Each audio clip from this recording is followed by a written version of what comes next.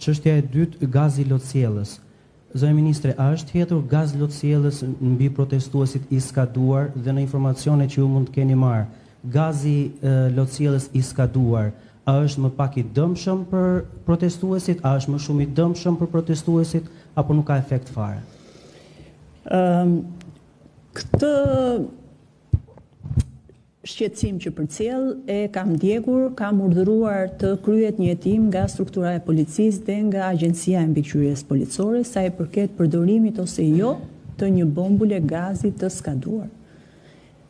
Hetimet po vazhdojnë në përfundim, do dalim me një konkluzion. Ndërkohë sa i përket faktit a është i dëmshëm, as është i dëmshëm, këtë nuk di të ta them, pavarësisht se kam qenë ministre shëndetësie, nuk jam në kushtet për të thënë që një gaz i skaduar krijon dëm apo jo. Këtë ka institucione apo struktura të tjera për ta thënë.